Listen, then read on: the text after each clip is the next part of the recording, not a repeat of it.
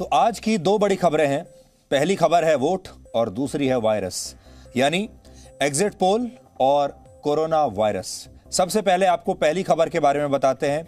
आज की जो पहली बड़ी खबर है वो ये है कि अब से थोड़ी देर पहले 5 प्रदेशों में हुए चुनावों के एग्जिट पोल के नतीजे आ चुके हैं। पश्चिम बंगाल को लेकर एग्जिट पोल अभी अलग अलग नतीजे दे रहे हैं, लेकिन इतना पक्का है कि वहां बीजेपी और टीएमसी के बीच कांटे की टक्कर है। तो जो लोग ये सोच रहे थे कि बीजेपी अचानक से बहुत आगे निकल जाएगी या टीएमसी बहुत आगे निकल जाएगी, उनके लिए हम ये बता दें कि हालांकि अभी तक नतीजे आ ही रहे हैं, लेकिन पश्चिम बंगाल में कांटे की टक्कर है बीजेपी और टीएमसी के बीच, दोनों के बीच। और इन दोनों में से ये जो मुकाबला है ये बिल्कुल खुला हुआ है, कोई भी इन दोनों में से पश्चिम बंगाल लेकर जा सकता है। अभी तक जो डेटा आया है अलग अलग एग्जिट पोल्स का वो आपकी स्क्रीन पर है। एबीपी सी वोटर के मुताबिक बीजेपी प्लस को 115 सीटें मिल रही हैं और टीएमसी को 158 मिल रही हैं, यानी इनके मुताबिक टीएमसी की सरकार बनेगी।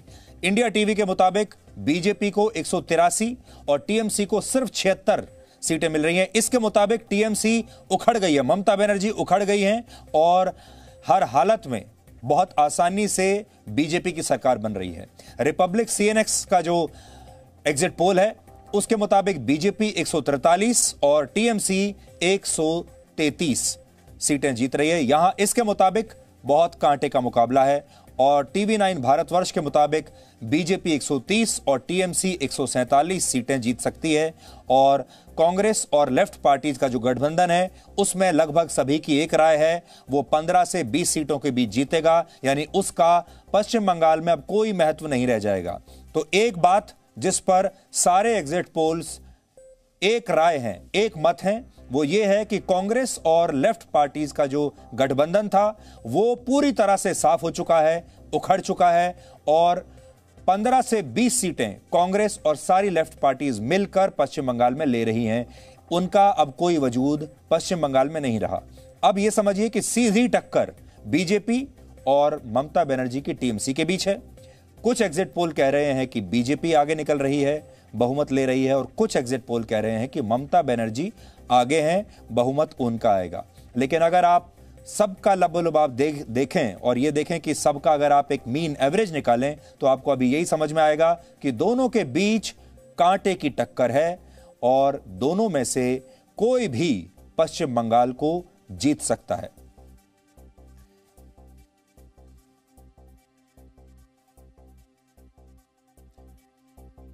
यहां आपको यह समझना जरूरी है कि जिस भी पार्टी ने 147 सीटें जीत ली उसी पार्टी का बहुमत होगा और उसी पार्टी की सरकार पश्चिम बंगाल में बन जाएगी। 147 जो है वो है जादुई आंकड़ा। ये सारी पार्टियां 147 के आंकड़े के पीछे इस समय भाग रही हैं और जो एग्जिट पोल कह रहे हैं वो ये कि स्पष्ट रूप से कोई आगे नहीं है, लेकिन बीजेपी और टीएमसी बिल्कुल आसपास हैं। और इस मुकाबले में ये आप ऐसा समझिए कि ये वो क्रिकेट का मुकाबला है जो आखिरी ओवर की आखिरी बॉल तक जाएगा।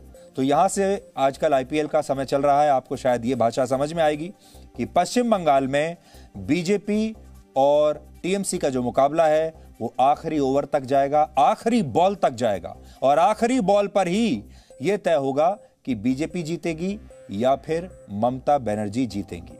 अब अगला राज्य असम।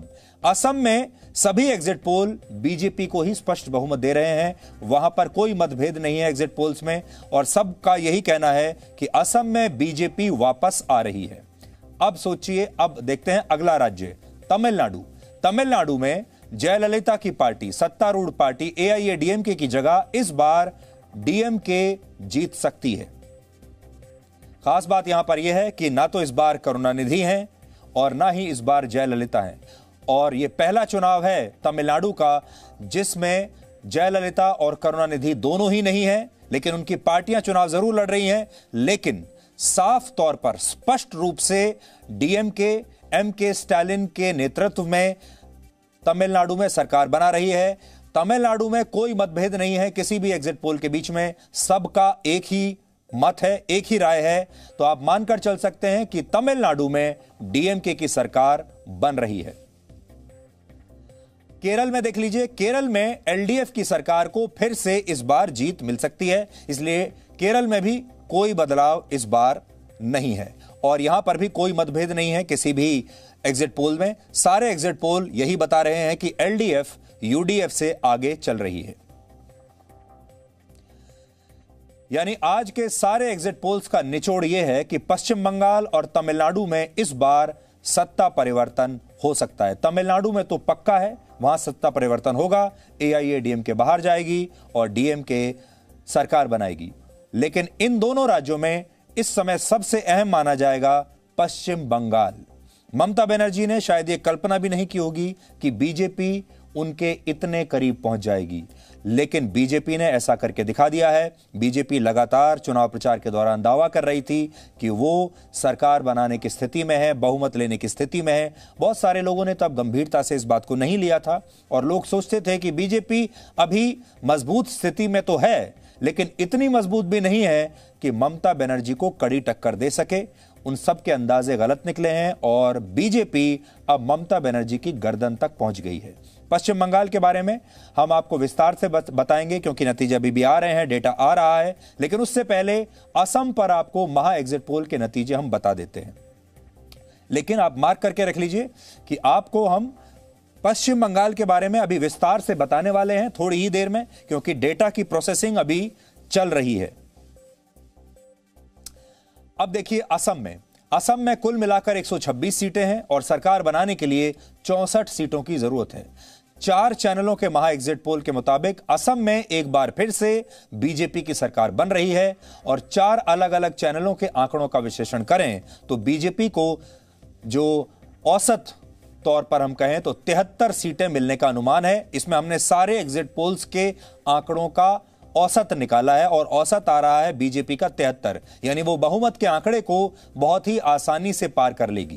कांग्रेस और उसके सहयोगियों को 51 सीटें मिल रही हैं, जबकि अन्य दलों को सिर्फ 2 सीटें मिल सकती हैं। हम यहां आपको एक बात बिल्कुल स्पष्ट कर दें कि ये एग्जिट पोल के नतीजे हैं, यानी ये सिर्फ अनुमान है। असली नतीजे 2 मई को ही आएंगे। एग्जिट पोल के नतीजे कई बार गलत भी निकलते हैं क्योंकि ये अंदाजे के ऊपर होते हैं और एग्जिट पोल कैसे किया जाता है वो भी हम थोड़ी देर में आपको बताएंगे, लेकिन इन्हें आप फाइनल नतीजे मत मानिएगा। ये सिर्फ एक संकेत है, ये एक इंडिकेशन है कि वहां क्या हो सकता है। अब महा एग्जिट पोल के मुताबिक तमिलनाडु में बहुत बड़ा उलटफेर हो सकता है। तमिलनाडु में कुल मिलाकर 234 सीटें हैं और सरकार बनाने के लिए 118 सीटों की जरूरत पड़ेगी। 4 न्यूज चैनल्स के एग्जिट पोल के मुताबिक तमिलनाडु में अब की बार डीएमके की सरकार बन सकती है। एम करुणानिधि की पार्टी डीएमके और कांग्रेस के गठबंधन को 173 सीटें मिलने का अनुमान है, जबकि एआईएडीएमके और बीजेपी को सिर्फ 57 सीटें मिलने का अनुमान है। यानी सारे एग्जिट पोल्स का निचोड़ यह है कि तमिलनाडु में एआईएडीएमके और बीजेपी का गठबंधन हार सकता है और डीएमके और कांग्रेस मिलकर अगली सरकार बना सकते हैं। यानी इस बार बीजेपी ने तमिलनाडु में गलत घोड़े पर अपना दांव खेल दिया और जिस घोड़े पर उन्होंने अपना दांव खेला है उसका नाम है एआईएडीएमके, जो जयललिता की पार्टी है।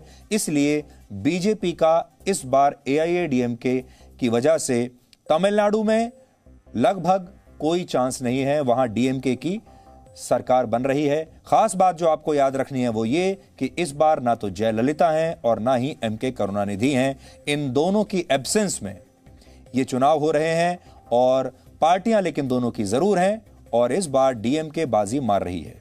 अब आपको केरल के एग्जिट पोल्स के बारे में बताते हैं। केरल में इस समय लेफ्ट पार्टियों की सरकार है। केरल में कुल 140 विधानसभा सीटें हैं और बहुमत के लिए 71 सीटों की आवश्यकता है।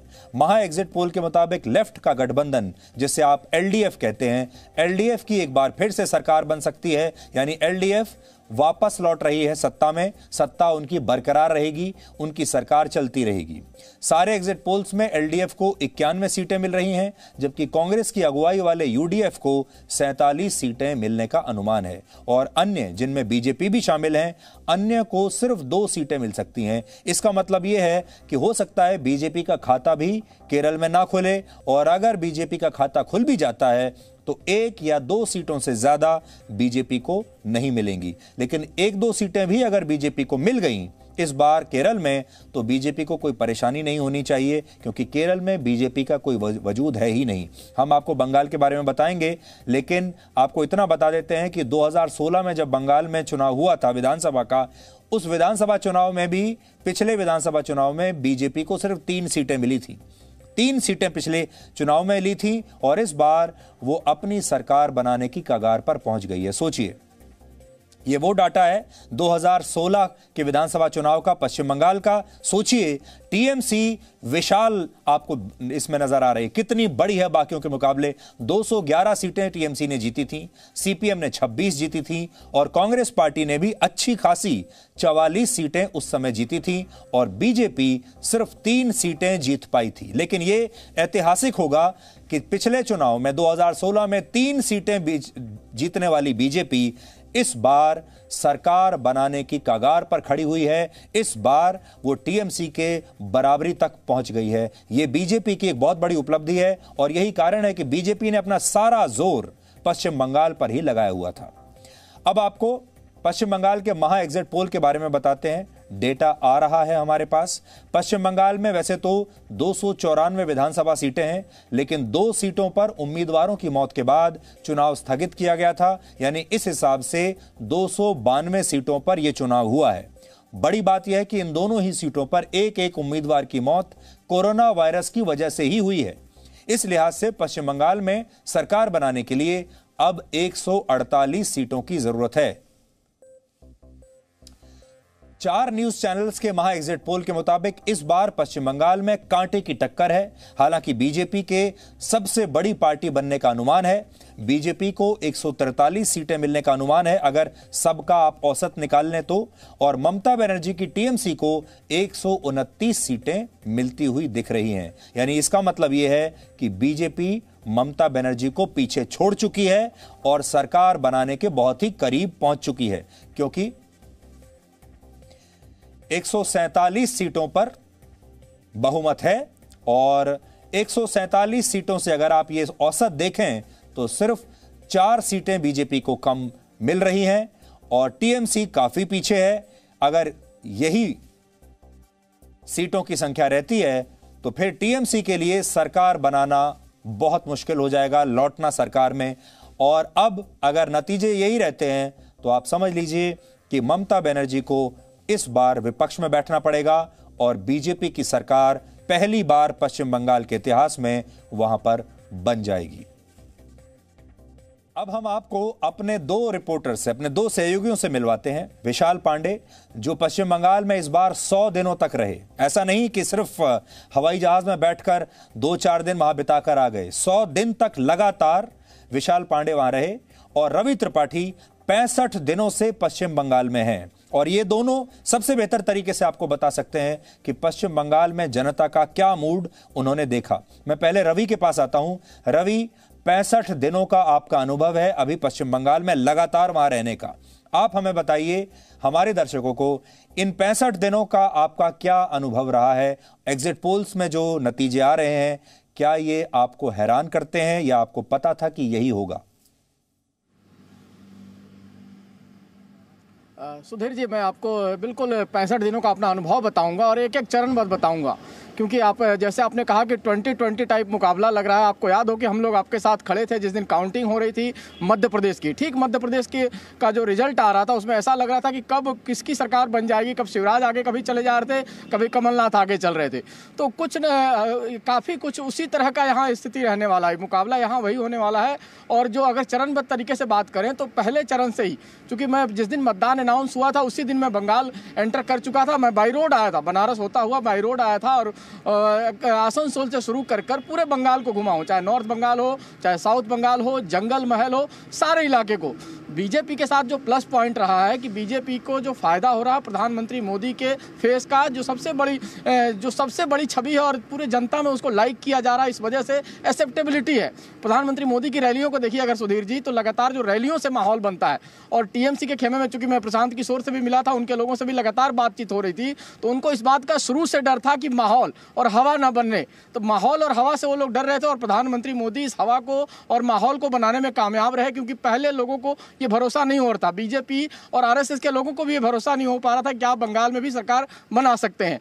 लेकिन धीरे धीरे ये भरोसा होता गया, क्योंकि रैलियां जिस तरह से होती गई, पुरुलिया की रैली मैंने दिखाई थी, मैं वहां खड़ा था, ऐसा लग रहा था कि घंटों तक लोग सड़कों पर लाइन में लगे रहे थे। उसके बाद बांकुड़ा की रैली प्रधानमंत्री मोदी ने खुद ट्वीट की थी, आपको याद हो कि जो उन्होंने चौपर से ट्वीट किया था, जो प्लेन से वो आए थे तब ट्वीट किया था, और एक एक रैली में माहौल बनता गया। और जब मतदान शुरू होता है तो पहले फेज में पुरुलिया हो, बांकुड़ा हो, आपको जंगल महल के जो बाकी इलाके तो जो बीजेपी मान के चल रही थी कि उसमें बढ़त होगी, बीजेपी ने जबरदस्त बढ़त हासिल की पहले और दूसरे फेज में खासतौर पे। और सबसे बड़ी चीज सुधीर जी जो मायने रखता है कि मुख्यमंत्री पद का जो उम्मीदवार हो उसकी सीट को लेकर ये कयास लगाया जा रहा है कि वो हार सकती हैं, क्योंकि ये कयास लगाया जाने लगा कि नंदीग्राम से ममता बनर्जी हार सकती हैं। ये सबसे बड़ा संकेत है कि उस पार्टी की हार जीत नहीं हो सकती है, क्योंकि कर्नाटक चुनाव को अगर आप गौर करेंगे तो कर्नाटक चुनाव में सिद्धारमैया 2 सीटों से चुनाव लड़ रहे थे, और मैं वहां था, मैसूर में उनके गांव में था जहां वोटिंग कर रहा था, और वहां लोकल पत्रकार कह रहे थे कि वहां वो हार रही हैं। तो अगर एक सीट से मुख्यमंत्री पद का उम्मीदवार चुनाव हार रहा है और यहाँ भी ममता बनर्जी के हार की चर्चा हो रही है, तो ऐसी स्थिति में पार्टी कैसे जीत सकती है, क्योंकि ममता बनर्जी पर ही सारा दरोमदार है पार्टी को खींचने का। आज तक कभी ऐसा नहीं हुआ सुधीर जी, आपको बता दूं कि कोई मुख्यमंत्री या प्रधानमंत्री पद का उम्मीदवार अपने कंस्टिट्यूंसी में 6 या 7 दिन जाके लगाता हो, गुजारता हो, उसको चोट का बहाना देना पड़ रहा हो। क्योंकि मैं था उस दिन मौजूद, जिनको उनको चोट लगी थी, तो एकमात्र मैं रिपोर्टर था जो उस जगह पे मौजूद था जहां उनको चोट लगी। हमने वीडियो भी भेजा, हमने दिखाया भी सारी चीजों को, और उसके बाद उन्होंने जो बहाना बनाया और उसके बाद जो सिंपैथी उनको मिलनी चाहिए तो सिंपैथी भी नहीं मिली। तो कुल मिलाजुला के जो 2-3 मुद्दे आते हैं जो बीजेपी के पक्ष में जाते हैं और ममता के खिलाफ जाते हैं, उसमें सबसे बड़ा मुद्दा है डर का। बंगाल में डर बहुत है सुधीर जी। अभी भी जो एग्जिट पोल हो रहा है उसमें एग्जैक्ट पोल जैसे नतीजे इसलिए नहीं दिख रहे हैं कि लोग डर के मारे बोलते नहीं है। 2018 का जो पंचायत चुनाव हुआ था उसमें जिस तरह से मारपीट हुई थी और जिस तरह से सुप्रीम कोर्ट के हस्तक्षेप के बाद यहाँ पे नॉमिनेशन करने के लिए ऑनलाइन नॉमिनेशन, पहली बार देश के इतिहास में ऑनलाइन नॉमिनेशन को अनुमति देनी पड़ी, क्योंकि आपको यहाँ नॉमिनेशन नहीं करने दिया जा रहा था पंचायत के लोगों को। 140 से ज़्यादा बीजेपी कार्यकर्ता मारे गए थे और उसका रिफ्लेक्शन आपको 2019 में देखने को मिला बीजेपी को, और बीजेपी 18 सीटें लोकसभा में जीत के आई। दूसरा होता है पोलराइजेशन। जहाँ तक हिंदू मुस्लिम पोलराइजेशन की बात करें सुधीर जी, तो यहाँ सबसे ज़्यादा पोलराइजेशन देखने को मिलता है, क्योंकि दुर्गा पूजा का जिस तरह से माहौल बना, सरस्वती पूजा का माहौल बना, और इस बार ममता बनर्जी ने खुद चुनाव में जिस तरह से मुस्लिम वोटरों से लगातार अपील की, खुलेआम अपील करना, आज तक शायद आपने देखा नहीं होगा कि इस तरह के किसी ने अपील की हो। और ममता बनर्जी ने अपील की कि मुसलमान भाइयों आप एकजुट हो जाइए, आप कांग्रेस को और जो बाकी जो फ्रंट है उनको वोट नहीं देना है, आपको बीजेपी को हराना है, और बीजेपी को हराना है तो आपको एकजुट होना पड़ेगा। ये तक अपील पहली बार इस राज्य में देखने को मिला। तो मैं आपको बीच में यहाँ रोकूंगा। ये जो आपने बात अभी कही है, कहा यह जाता है पश्चिम बंगाल में वही जीतता है, माइनॉरिटी वोट जिसकी तरफ जाती है जीत उसी की होती है। तो इस बार फिर वो माइनॉरिटी वोट का क्या हुआ जिसकी तरफ आप इशारा कर रहे हैं अभी?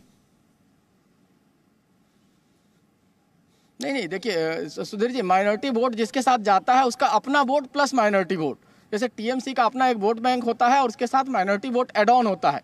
लेकिन पिछली बार अगर 2016 का आंकड़ा देखेंगे सुधीर जी, तो जो मालदा और मुर्शिदाबाद का इलाका है जहां 70% के आसपास मुस्लिम्स हैं, जो मुर्शिदाबाद में, वहाँ कांग्रेस ने 22 में से 18 सीटें जीती थी 2016 में।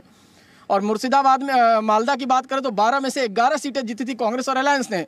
लेकिन इस बार वो पलट रहा है। इस बार मुस्लिम वोटर जो है एक तरफा ममता बनर्जी के साथ जा रहा है, जो उन्होंने खुल के अपील की। इसके पीछे यही उनकी हकीकत है। उनको डर था कि अगर ये वोट डिवाइड होगा तो उनकी हार निश्चित है, इसलिए उनको खुलेआम तौर पर अपील करना पड़ा। और यहाँ तक कि नंदीग्राम में आपको बताऊँ कि नंदीग्राम में एक बूथ पर आपने देखा होगा कि ममता बनर्जी जाकर 1.5 से 2 घंटे बैठी रही, तो सिर्फ और सिर्फ इस वजह से कि वहाँ मुस्लिम वोटरों को, 4 परिवार के मुस्लिम वोटरों को वोट नहीं डालने दिया जा रहा, ये आरोप लगाने पर वो एक जगह जाकर 1.5 घंटा बैठी रही। और उसका मैसेज पूरे नंदीग्राम में ये गया कि मुस्लिम्स को वोट डलवाने के लिए ममता बनर्जी ने 1.5 घंटा हिंदुओं का वोट बर्बाद किया, उनको वोट नहीं डालने दिया। बूथ पर सारा एक तरह से कहा जाए हलचल मच गई और उसकी वजह से वोट नहीं डाल पाया। पूरे सिक्योरिटी फोर्सेज उतने देर तक खड़े रहे और वोटिंग बंद रही।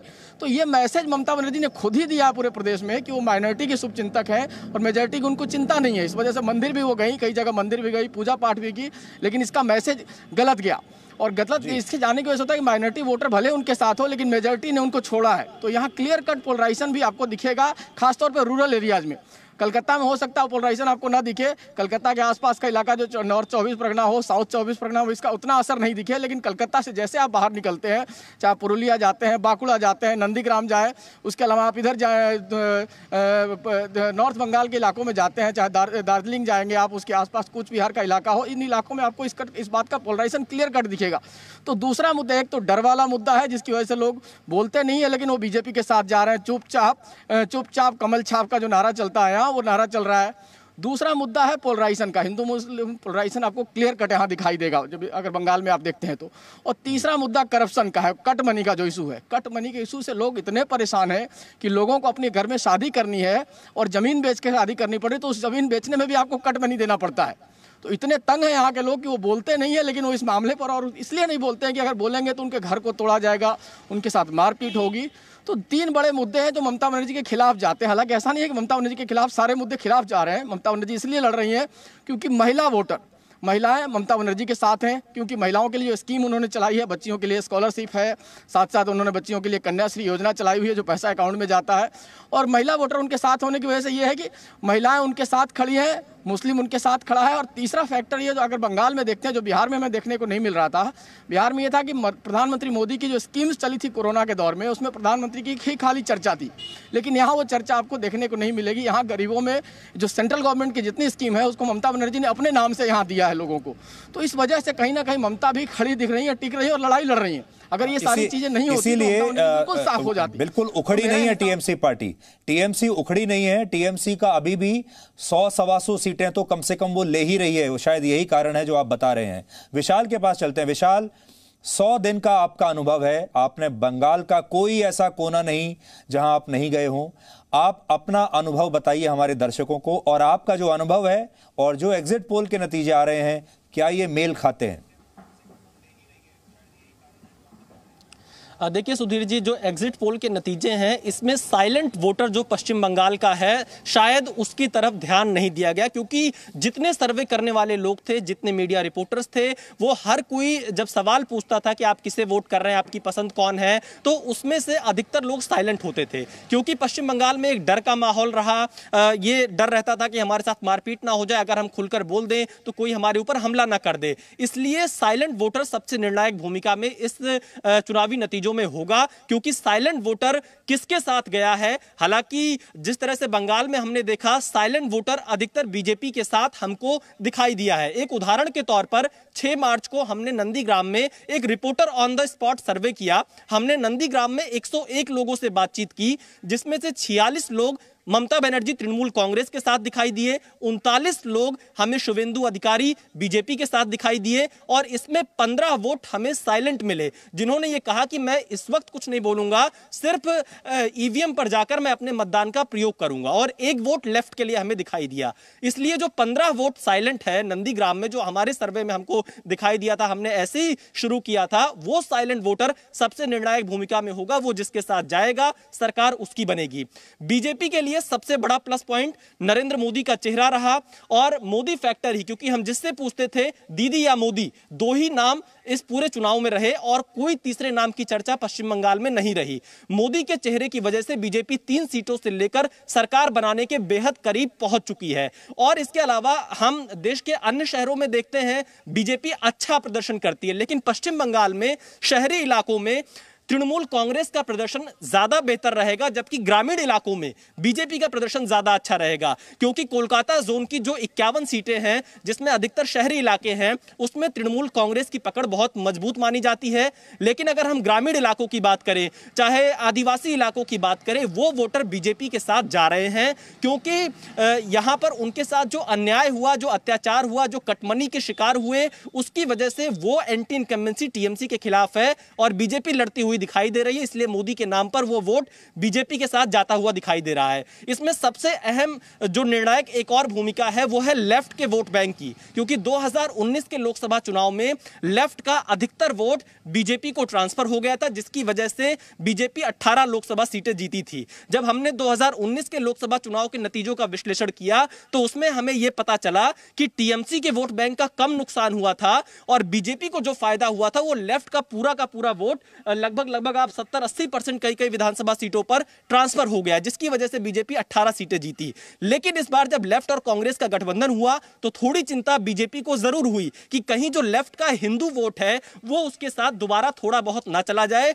और अगर वो वापस जाता है लेफ्ट के साथ तो बीजेपी को नुकसान हो सकता है। इसीलिए 7 फरवरी को जब प्रधानमंत्री नरेंद्र मोदी ने हल्दिया में रैली की तो उन्होंने ये कहा कि लेफ्ट और कांग्रेस दोनों टीएमसी के बी टीम है, आप लोग टीएमसी को हराने के लिए अपना वोट बर्बाद मत करिएगा लेफ्ट और कांग्रेस के साथ जाकर। इशारों में उन्होंने ये कहा, उनका ये कहना था कि 2019 की तरह ही पूरा लेफ्ट का वोट हमारे पास आना चाहिए, क्योंकि लेफ्ट का जो काडर है वो ममता बनर्जी को हराना चाहता है। लेफ्ट का सबसे बड़ा दुश्मन अगर कोई पश्चिम बंगाल में माना जाता है तो वो तृणमूल कांग्रेस मानी जाती है, क्योंकि 10 सालों में उनके कार्यकर्ताओं पर बहुत ज्यादा वहां पर जुल्म हुआ। हालांकि 2 से 3 सालों में बीजेपी के भी कई कार्यकर्ताओं की हत्या हुई, और इसीलिए जो लेफ्ट का वोटर है वो अगर बीजेपी के साथ पूरी तरह से खड़ा रहा तो बीजेपी की सरकार पश्चिम बंगाल में दिखाई दे सकती है। लेकिन ममता बनर्जी ने अकेले अपनी एक छवि ऐसे पेश की कि एक महिला बीजेपी के इतने बड़े फौज के सामने चुनाव लड़ रही है, और इस रणनीति में काफी हद तक ममता बनर्जी कई जगहों पर कामयाब रही। और इसीलिए वो बंगाल की बेटी का मुद्दा उठा रही थी कि बीजेपी के पास बंगाल में कोई चेहरा नहीं है, इसलिए कुछ इलाकों में ममता बनर्जी को काफी अच्छा फायदा हुआ है। लेकिन जंगल महल की 60 सीटें, माफ कीजिएगा 30 सीटें और 30 सीटें जंगल महल से सटी हुई जो फर्स्ट 2 फेज के चुनाव हुए थे उसमें बीजेपी बहुत अच्छा कर रही है। 60 में से लगभग 40 से 45 सीटें हमारे अनुमान के हिसाब से बीजेपी ले जाएगी। लेकिन यह गेम बदल जाता है जब आप तीसरे चरण में आते हैं, जब दक्षिण 24 परगना की सीटें आती हैं, उत्तर 24 परगना की कुछ सीटें आती हैं, उसमें टीएमसी बहुत अच्छा प्रदर्शन करती है। चौथे 5वें चरण में आकर मिलाजुला असर दिखाई देता है। उसके बाद जब उत्तर बंगाल में चुनाव होते हैं तो वहां बीजेपी का अच्छा प्रदर्शन दिखाई देता है। मालदा मुर्शिदाबाद में जब चुनाव हुए तो पहली बार ऐसा देखा गया कि जो मुस्लिम वोट था वो पूरी तरह से इस बार टीएमसी के साथ पूरे बंगाल में जाता हुआ दिखाई दिया है। मुस्लिम वोट में कोई कंफ्यूजन नहीं था, क्योंकि उसके सामने सबसे बड़ा लक्ष्य बीजेपी को हराने का था। वो टीएमसी, कांग्रेस, लेफ्ट उसकी पसंद है या नहीं, उसके सामने सबसे बड़ा चैलेंज ये था कि बीजेपी को कैसे रोके, इसलिए वो पूरा का पूरा टीएमसी के पास गया है सुधीर जी। तो इसलिए काफी कांटे की लड़ाई रहेगी, लेकिन साइलेंट वोटर सबसे महत्वपूर्ण होगा। जी विशाल, हम आपसे अभी बातचीत करते रहेंगे। रवि, आपके पास मैं अभी आने वाला हूं, मेरा अगला सवाल आप ही से होगा, लेकिन एक नया डेटा आया है वो हम अपने दर्शकों को अभी दिखा देते हैं। ये देखिए, अब 5 सर्वे आ गए हैं और ये जो नया डेटा है ये आपको ये बताता है, अगर इस डेटा का औसत अगर आप देखें, ये है 5 एग्जिट पोल। 5 एग्जिट पोल्स का अगर आप औसत देखें तो बीजेपी को 144 सीटें, टीएमसी को 132 सीटें और कांग्रेस और वाम दलों को मिलकर सिर्फ 15 सीटें।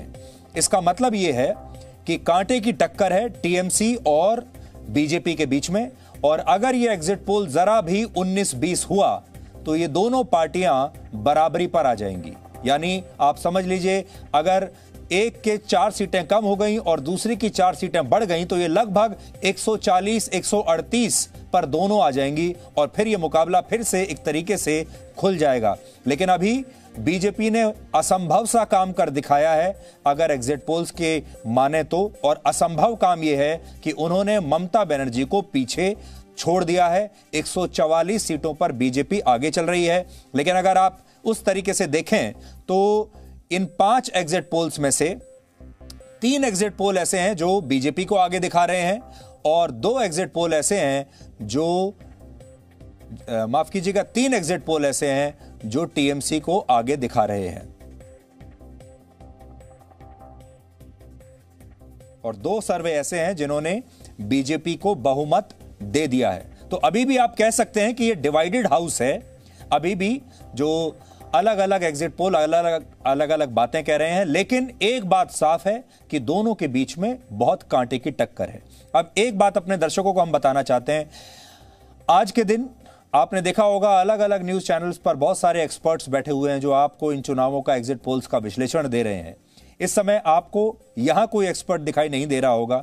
हमारे एक्सपर्ट दो ही हैं, एक है विशाल पांडे और दूसरे हैं रवि त्रिपाठी। और जो एक्सपर्ट ओपिनियन और जो विश्लेषण आपको ये लोग दे सकते हैं, क्योंकि दोनों का मिलकर 165 दिन का अनुभव है पश्चिम बंगाल में ग्राउंड जीरो पर, सड़कों पर, गलियों में लोगों के बीच रहने का, इसलिए आप इनके विश्लेषण पर आंख बंद करके विश्वास कर सकते हैं। अब मैं रवि के पास चलता हूं। रवि, पश्चिम बंगाल में बीजेपी की जीत सिर्फ एक राज्य में उनकी जीत नहीं है, यह एक नेशनल स्टोरी है। इसका फर्क जो है, इसका असर देश की, राष्ट्र की राजनीति पर पड़ेगा और मैं तो यह भी कहूंगा कि अंतर्राष्ट्रीय राजनीति पर भी पड़ेगा, क्योंकि चारों तरफ से अंतर्राष्ट्रीय स्तर पर भी आजकल नरेंद्र मोदी पर हमले हो रहे हैं, प्रधानमंत्री पर हमले हो रहे हैं कोविड की स्थिति को देखते हुए।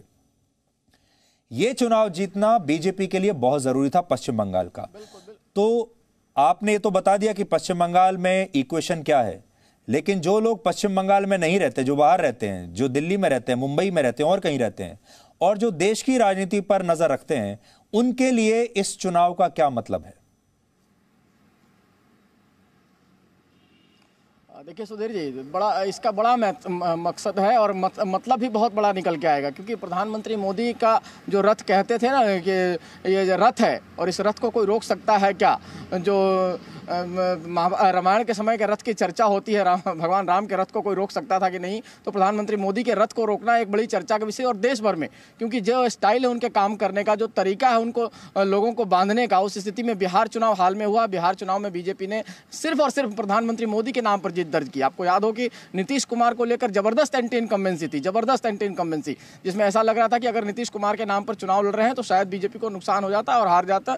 लेकिन प्रधानमंत्री मोदी का जो करिश्मा है, खासतौर पे उनको लेकर लोगों में जो विश्वास है, जो गरीबों में एक भरोसा है, खासतौर पे वो एक बड़ा काम आया कि प्रधानमंत्री मोदी गरीबों के लिए काम करते हैं, आम आदमी के लिए काम करते हैं और वो आगे भी काम करते रहेंगे। क्योंकि कोरोना के दौर में जो सहायता दी गई थी लोगों को, जो लोगों को पैसा मिला था, जो लोगों तक सहायता मिली, जो अनाज, डबल अनाज दिया गया था, ये एक बड़ा फैक्टर था कि एक प्रधानमंत्री, क्योंकि आप मुझे एक वाकये के साथ ही बात बताना चाहूंगा सुधीर जी, क्योंकि नवादा में मैं खड़ा था और एक महिला से मैंने पूछा जब मैं शो कर रहा था कि आपको क्या लगता है किसकी सरकार बननी चाहिए, तो उसने बोला कि बिल्कुल प्रधानमंत्री मोदी की। मैंने कहा क्यों? बोला कि मोदी ने हमारे लिए क्या नहीं किया, लोकल जो काउंसलर है हमारा वो हमारी मदद नहीं कर रहा है। हम उसके पास गए कोरोना के दौर में अनाज के लिए, पैसे के लिए, तो उसने हमारी कोई मदद नहीं की। लेकिन प्रधानमंत्री मोदी ने दिल्ली बैठे ये सुन लिया कि हमें जरूरत है और हमारे अकाउंट में पैसा भी डाला, हमें डबल अनाज भी दिया। तो इसका मतलब यह है कि एक जो छवि प्रधानमंत्री मोदी की बनी है कि वो हर आदमी की बात को समझते हैं और उन तक उस चीज़ को पहुंचाते हैं। तो कोरोना के टाइम में लोगों की मदद करना और कोरोना के टाइम में अभी जो जीत है ये बहुत ज़्यादा मायने रखती है बीजेपी के लिए। अगर ये हार होगी तो पूरा विपक्ष एकजुट होकर सरकार को घेरने की कोशिश करेगा और एक माहौल बनाया जाएगा, क्योंकि आगे उत्तर प्रदेश का चुनाव है, उत्तराखंड का चुनाव है, पंजाब का चुनाव है, कि बीजेपी के खिलाफ माहौल है। और कोरोना काल में मोदी के खिलाफ जो माहौल आप देख रहे हैं, जो सोशल मीडिया पर बनाया जा रहा है, उसको और आगे एक बल मिलेगा। लेकिन प्रधानमंत्री मोदी अगर यहाँ से जीतते हैं तो इस जीतने के साथ ही ये सारे जो मुद्दे हैं इस पर विराम लग जाएगा। जिस तरह से आपने बिहार में देखा था कि रोजगार एक बड़ा मुद्दा बन के चल रहा था, और अगर रोजगार मुद्दा बनते हुए बिहार में अगर तेजस्वी यादव की सरकार बनती, कांग्रेस और तेजस्वी यादव जो उनके साथ अलायन के साथ थे, तो पूरे देश भर में रोजगार को मुद्दा बनाते वो लोग, और रोजगार के साथ साथ बीजेपी को घेरा जाता। तो यहाँ सफलता बीजेपी के मिलने के साथ कई सारे मुद्दे जो हैं, जो विपक्ष उनको घेरने के लिए सोच रहा होगा, वो सारे मुद्दे देश भर में खत्म हो जाएंगे। कि कोरोना काल में मोदी ने कुछ नहीं किया, लोगों को मार दिया, इस वजह से वहाँ हार हुई, पहली बात, सबसे पहला ये आरोप लगाया जाएगा। फिर दूसरा कि प्रधानमंत्री मोदी की छवि खत्म हो गई, उनके नाम पर चुनाव आप नहीं जीत सकते हैं, ये लगाया जाएगा। और इसको इंटरनेशनली बदनाम किया जाएगा, नेशनली नहीं, पूरे इंटरनेशनल। आप जान रहे हैं कि जिस तरह से अखबारों में, इंटरनेशनल अखबारों में प्रधानमंत्री मोदी की छवि को खराब करने की कोशिश की जा रही है और विपक्ष उसको बार बार कोट करता है। राहुल गांधी, ममता बनर्जी, तमाम लोग कोट करते हैं कि देखिए देश के अखबारों में किस तरह से इसको दिखाया जा रहा है। लगता है कि ममता बनर्जी विपक्ष की इस समय सबसे बड़ी नेता के रूप में उभर रही थी विपक्ष में, और वो विपक्ष का चेहरा बनती जा रही थी। अब उनका ये जो पूरा रन है ये अभी रुक जाएगा और अब विपक्ष के पास भी बड़े चेहरे की कमी साफ नजर आएगी। सुधीर जी, ये आखिरी कोशिश थी विपक्ष की। अगर बात करें आप जिस तरह से बाकी राज्यों की, तो महाराष्ट्र में कहते हैं कि शरद पवार एक फेस है, लेकिन शरद पवार की उम्र हो चली है और उनके बस का ये नहीं कि वो काउंटर कर पाए प्रधानमंत्री मोदी को और पूरे देश में सफर करते हुए। तो ऐसी स्थिति में एक उम्मीद थी विपक्ष को कि अगर यहाँ ममता बनर्जी चुनाव जीतती हैं तो उनको विपक्ष का नेता के तौर पर पेश किया जाए। और ममता बनर्जी खुद भी आपने देखा है कि उनको दिल्ली का कहीं ना कहीं एक दिल्ली पहुंचने का और दिल्ली में राज करने का एक शौक है। इसके बहाने वो कई बार जाती रहती है, मीटिंग करती रहती है सोनिया गांधी से। तो पूरे विपक्ष को एक बड़ा मुद्दा मिल जाता प्रधानमंत्री मोदी के खिलाफ और एक बड़ा शख्स मिल जाता ममता बनर्जी, क्योंकि महिला भी हैं, तेज तर्रार नेता भी हैं, लड़ाकू नेता भी हैं। और आप जान रहे हैं कि राहुल गांधी की जो छवि है वो डाउन है और कांग्रेस से ही चूंकि ममता बनर्जी आई है तो हो सकता था कि कांग्रेस पार्टी इसको एक्सेप्ट भी कर लेती। जब कांग्रेस पार्टी नीतीश कुमार को भी एक्सेप्ट करने को तैयार थी एज ए प्रधानमंत्री के उम्मीदवार के तौर पर, अगर देखा जाता 2019 तक वो टिके रहते तो ऐसी स्थिति में ममता बनर्जी पर भी ये दाव लगाया जा सकता था। लेकिन ये दाव कमजोर पड़ जाएगा अगर ममता बनर्जी यहाँ से हार जाती है। और खाली ममता बनर्जी नहीं, अगर उनके जो रणनीतिक सलाहकार हैं प्रशांत किशोर, उनकी चर्चा तो रह गई। वो भी अपने आप को दावा करके गए हैं कि अगर 100 से ज़्यादा सीट बीजेपी आती है तो मैं अपना ये काम छोड़ के दूसरा कुछ काम करूंगा। तो उनके लिए भी एक चुनौती है, क्योंकि वो भी जिस तरह से बिहार चुनाव में 2015 में उन्होंने लालू और नीतीश को एक साथ लाकर बीजेपी को हराया था, तो एक उनकी भी एक साख थी। तो वो अपनी साख, उनके साख भी खत्म होगी और ममता बनर्जी की साख भी खत्म होगी यहाँ पे इस चुनाव के खत्म होने के साथ। और अगर ममता बनर्जी जीत जाती हैं, देखिए सुधीर जी, एक चीज़ और भी लग रहा है यहाँ की, हो सकता है कि ममता बनर्जी नीतीश कुमार की तरह चुनाव में स्ट्रगल करते करते आगे जीत भी सकती हैं। एक चर्चा ये भी है यहाँ पे। वैसी स्थिति क्यों है? क्योंकि महिला वोटर जो है, चाहे मध्य प्रदेश देख लीजिए चाहे बिहार देखिए, और गरीब वोटर जिसके साथ इंटैक्ट रहता है वो पूरा इंटैक्ट होता है, उसका साथ देता है। चाहे आप शिवराज सिंह चौहान को देख लीजिए, उनके खिलाफ माहौल था, ऐसा लग रहा था सरकार चली जाएगी, लेकिन महिलाओं ने मामा के तौर पर, बच्चियों की मामा के तौर पर जाने जाते थे। नीतीश कुमार बिहार में महिलाओं के शराबबंदी का मुद्दा हो, चाहे तमाम वो मुद्दे थे जिसकी वजह से वो लोकप्रिय हुए थे। तो महिला वोटर एक तरफा वोटिंग करती है, गरीब एक तरफा पोलिंग करता है, और जिसकी आवाज आप सुन नहीं पाते, वो आपसे बात कम करता है लेकिन अपना काम वो करता है। आप जो कह रहे हैं ना रवि, वो साइलेंट, जो विशाल ने भी कहा, साइलेंट वोटर बहुत बहुत महत्वपूर्ण है। लेकिन यह भी तो हो सकता है कि एग्जिट पोल गलत साबित हो जाए या 19-20 का फर्क आ जाए, तो अभी ये कह देना भी बड़ा मुश्किल होगा कि ममता बनर्जी हार ही गई हैं। हो सकता है क्योंकि अंतर इतना कम है कि ममता बनर्जी फिर वापस आ जाएं। लेकिन एक नजर हम इस पर डालते हैं कि एग्जिट पोलों का जो इतिहास है पश्चिम बंगाल का, वो क्या कहता है। देखिए, आपके मन में भी सवाल होगा, एग्जिट पोल कितने सही होते हैं। अगर पश्चिम बंगाल के संदर्भ में हम बात करें तो वर्ष 2006 के विधानसभा चुनाव के बाद से वहां कभी भी एग्जिट पोल गलत साबित नहीं हुए हैं पश्चिम बंगाल में। वर्ष 2006 में ममता बनर्जी पूर्व मुख्यमंत्री बुद्धदेव भट्टाचार्य के खिलाफ बड़े पैमाने पर प्रदर्शन कर रही थी। उन्हें उम्मीद थी कि चुनाव के नतीजे उन्हीं के पक्ष में आएंगे, लेकिन ऐसा नहीं हुआ। तब सभी एग्जिट पोल एक मत से लेफ्ट पार्टियों को जिता रहे थे, वामपंथी दलों को जिता रहे थे, और चुनाव के नतीजे भी वैसे ही आए, यानी एग्जिट पोल सही साबित हुए। फिर अगला चुनाव देखिए 2011, उसमें भी यह अनुमान लगाया गया कि 34 वर्षों का लेफ्ट का शासन पश्चिम बंगाल में समाप्त हो जाएगा और टीएमसी की सरकार बनेगी। जब नतीजे आए तो एग्जिट पोल बिल्कुल सही निकले। इसके बाद 2016 के विधानसभा चुनाव में भी बिल्कुल यही हुआ। एग्जिट पोल्स ने जो कहा था वही हुआ, और 2019 के लोकसभा चुनाव में भी ज्यादातर एग्जिट पोल यही बता रहे थे कि बीजेपी और टीएमसी के बीच कांटे की टक्कर होगी, और ऐसा ही हुआ। यानी पश्चिम बंगाल के संदर्भ में देखें तो यहां एग्जिट पोल सही साबित होते हैं। हालांकि ये ट्रेंड इस बार भी बरकरार रहेगा या नहीं, ये 2 मई को पता चलेगा। एक छोटी सी टिप्पणी के लिए हम विशाल के पास चले जाते हैं। विशाल, आप हमें बताइए कि क्या ये एग्जिट पोल इस बार इतने वर्षों के बाद आपको लगता है कि कुछ गलत भी साबित हो सकता है? कहीं इस बात का भी चांस है, जो आप साइलेंट वोटर कह रहे हैं, कि ममता बनर्जी वापस भी आ जाएं? देखिए सुधीर जी, साइलेंट वोटर वही होता है जो सरकार के सामने बोलने से डरता है, और सरकार में तृणमूल कांग्रेस फिलहाल पश्चिम बंगाल में है, और जिस तरह का हिंसा का माहौल पश्चिम बंगाल में रहा है उसके चलते काफी जो बंगाली वोटर है वो कैमरे के सामने या अपना नाम बताने से भी बहुत ज्यादा डरते हैं कि कहीं उनके घर पर एक पार्टी विशेष के कार्यकर्ता ना पहुंच जाए, उनके साथ मारपीट ना करने लगे। इसलिए साइलेंट वोटर का अधिकतर चांस यह है कि वो बीजेपी के साथ ही जाएगा। लेकिन ममता बनर्जी क्योंकि एक अकेले महिला के तौर पर लड़ती हुई दिखाई दी हैं, तो कोलकाता जोन, दक्षिण 24 परगना और जो महिला वोटर का जिक्र रवि जी कर रहे थे, वो वोट ममता बनर्जी के साथ जाता हुआ दिखाई दे रहा है। तो इसलिए ममता बनर्जी को ये बिल्कुल भी नहीं कहा जा सकता कि वो अभी एकदम से चुनाव हारी रही हैं। लेकिन अगर एक हम बंगाल का इतिहास देखें तो जब मुख्यमंत्री भी कई बार चुनाव हारा है सुधीर जी। बुद्धदेव भट्टाचार्य 2011 में जब ममता बनर्जी की सरकार आई, सिटिंग सीएम रहते हुए चुनाव लड़े। विशाल, आपके पीछे मुझे बहुत सन्नाटा दिखता है अभी, और रवि के पीछे भी बहुत सन्नाटा दिख रहा है। बिल्कुल इस समय ऐसा लगता है सन्नाटा छाया हुआ है। आपको ऐसा लगता है कि अगर चुनाव के नतीजे ऐसे आते हैं जो कि ममता बनर्जी को सूट नहीं करते, तो अभी भी क्या आप उस डर के माहौल को वहां महसूस कर पा रहे हैं, आप दोनों लोग?